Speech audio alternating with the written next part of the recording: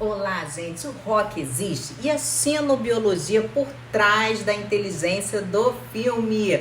Hoje nós vamos falar um pouquinho sobre o rock, o alienígena mais fofo do mundo. Olá, pessoal, sejam muito bem-vindos. Aqui é o segundo episódio da nossa série Devoradores da Estrela. O que a cientista tem sobre o filme? O primeiro filme a gente falou sobre o astrofago, a biologia, a química, como que isso tudo funciona. E hoje nós vamos conhecer aquele que, na maioria da opinião, é um dos extraterrestres mais inteligentes e criados pela ficção científica. Esse filme que me conquistou, como sou cientista, mestre em neurociência, especialista em genética. Eu amo quando eu vejo um filme altamente inteligente, emocionante para a nossa alma e também mostrando a vulnerabilidade de nós seres humanos e as nossas expectativas em relação à vida, em relação às nossas conquistas, em relação até o cientista que, quando pesquisa muitas vezes, as coisas mudam de rumo. Então o rock veio muito para essa transformação, né? E talvez o mais interessante não seja que ele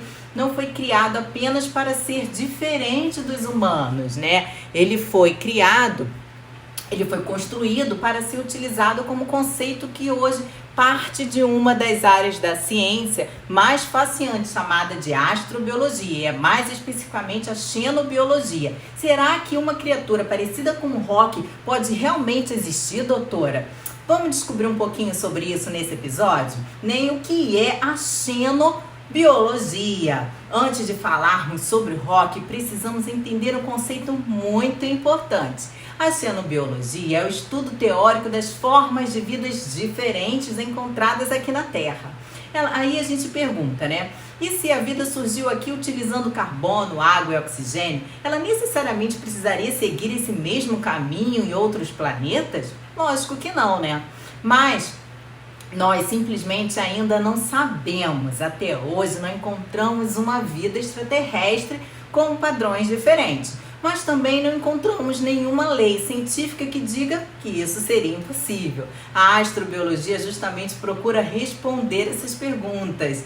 Ela investiga quais ambientes poderiam sustentar formas de vidas diferentes, tá bom? Rock é um humano verde, né? Como para nós, cientista. Uma das maiores qualidades desse filme foi evitar um erro muito comum.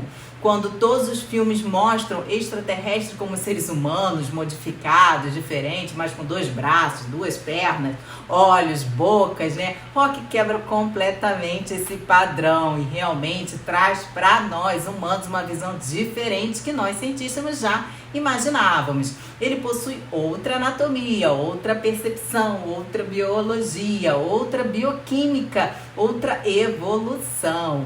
Isso é muito mais coerente do ponto de vista científico. Por quê, doutora? Porque espécies evoluem em respostas ao ambiente onde vivem, né? Um planeta completamente diferente. Rock evoluiu em um planeta extremamente diferente das nossas condições aqui na Terra, né? Sua atmosfera possui uma composição química incompatível com a nossa. A temperatura é muito maior, é alta, a pressão também. Na Terra existem organismos chamados de extremófilos, que a gente chama. Eles vivem em fontes de hidrotermais profundas, as famosas, né? Hidrotermais, lagos extremamente ácidos, regiões congeladas, locais altamente radioativos. Isso mostra uma lição importante para todos nós, né? Que a vida consegue se adaptar a condições que antes pareciam impossíveis, né? O filme apenas leva essa capacidade evolutiva muito além, né? Com um corpo baseado em minerais como rock, né? Como que isso? As características fascinantes da aparência do rock, né? Esse seu corpo lembra uma estrutura extremamente rígida, quase um mineral, uma pedra, né? Vale aqui uma observação importante, né? O filme não afirma que rock é literalmente feito de pedra, tá bom? Mas sua estrutura parece muito mais resistente ao tecido biológico humano, tá? Isso leva a uma hipótese muito interessante, que na Terra diversos organismos utilizam minerais em sua estrutura, seu corpo, que a gente fala estrutura é corpo, tá? As diatomáceas produzem umas paredes celulares de sílica. Os corais, muito utilizados no carbono de cálcio. Os moluscos também constroem conchas, né, altamente resistentes. Algumas bactérias produzem também cristais de magnetita, ou seja, né, a natureza já incorpora minerais nos seus seres vivos, né? O filme apenas imaginou um princípio levado muito mais longe, um ser formado inteiramente por isso. Se o organismo apresenta uma estrutura predominantemente mineralizada, algumas poderiam suportar pressões altamente superiores ao que a gente suportaria. Isso continua sendo uma hipótese de ficção científica, tá? Mas plausível, tá bom? As diastomáceas, como exemplo real. O que são diastomáceas, doutora? São células, são molúculos que vivem, né? São algas, poderia dizer assim, que vivem microscopicamente no fundo do mar. Elas principalmente nos oceanos, e elas produzem uma espécie de casca dura, de sílica.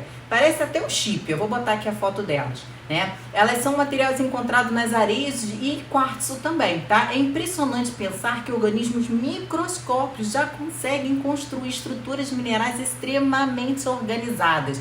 Isso mostra que a ideia do filme não surgiu do nada, tá? Foi muito pesquisada, ela foi inspirada em exemplos reais da nossa biologia, tá bom? Como o Rock enxerga, isso foi assim maravilhoso, né? Talvez seja a minha parte favorita do filme em relação à percepção científica. O Rock praticamente não utiliza visão, ele percebe o ambiente através de vibrações sonoras, lembra muito a ecolocalizações, como por exemplo, gente, os morcegos, tá? Na Terra vários animais fazem isso, tá bom? Os morcegos, eles emitem ondas sonoras para perceber, os golfinhos também. Essas ondas tornam esses objetos atingíveis, tá? O cérebro interpreta esses ecos, né, em forma tridimensional do ambiente e assim forma a sua percepção tridimensional, tá? Então o Rock é semelhante a isso, significa que ele seja igual a um morcego, não é? Mas o conceito físico é muito parecido. Isso torna a sua percepção extremamente plausível dentro da ficção científica do filme, tá?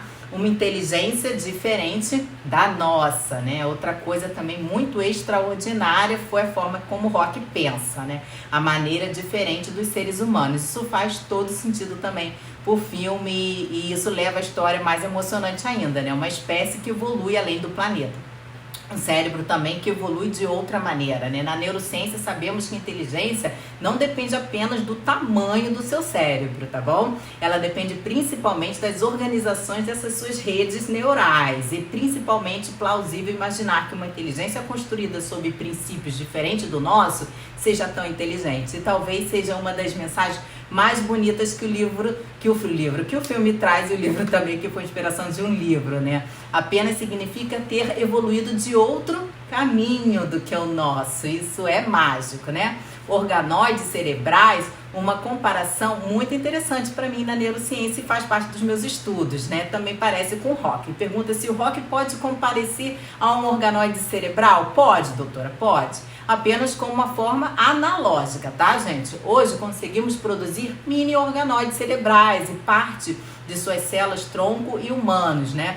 Então, eles são utilizados como estudo do desenvolvimento do nosso cérebro, por exemplo, para o autismo, doenças do Alzheimer, epilepsias, Parkinson e outras novas terapias também utilizam o CRISPR, que também são células inteligentes, que levam seus caminhos e para se desenvolver e captar assim, um propósito do que o cientista quer. Então, mostra assim, que os tecidos nervosos eles podem se desenvolver e organizar de formas extremamente complexas. E o filme traz isso como semelhante, né?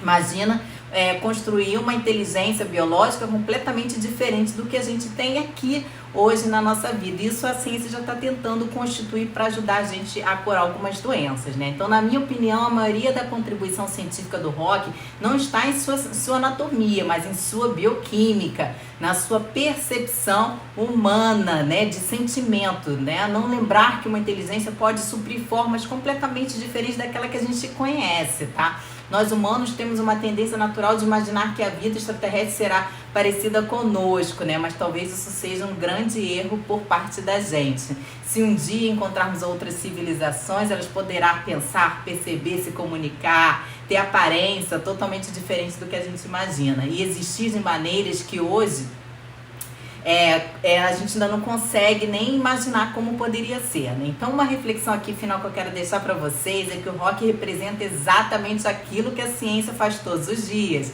Ele desafia nossas certezas e nos obriga, né, a abandonar preconceitos, tá bom? Ele amplia a nossa imaginação sem abandonar a nossa razão. Talvez seja por isso que essa personagem tenha conquistado tantas pessoas, né, o rock, porque ele mostra que a inteligência verdadeira não depende da sua aparência, depende da capacidade de aprender, de cooperar, de resolver problemas, de construir amizades, né? Mesmo quando tudo parece impossível, o rock fez uma grande amizade com o cientista Grace, né?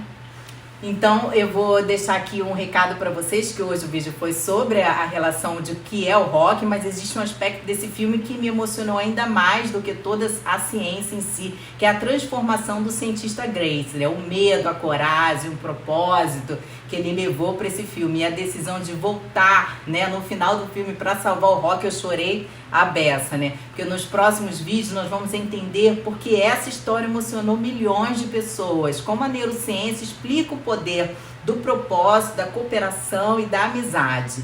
Se você gostou deste episódio, deixe um like, compartilhe com quem você ama de ciência, de ficção científica e inscreva-se no meu canal. Eu sou a doutora Patrícia Sambati, mestre em neurociência genética, da área da neurodivergência, mas toda essa área da biologia molecular também, estudo organoides. E aqui acreditamos que compreender a ciência também é compreender as infinitas possibilidades da vida. Até o próximo vídeo. Vamos ficar com esse filme, gente. Quem não viu ainda, não deixe de ver. E o final dessa música é maravilhoso, antes do Grace ir para o espaço. Eu vou botar aqui o final da música. É linda essa música. Essa música transforma e mostra que a gente tem que enfrentar nossos medos. Até o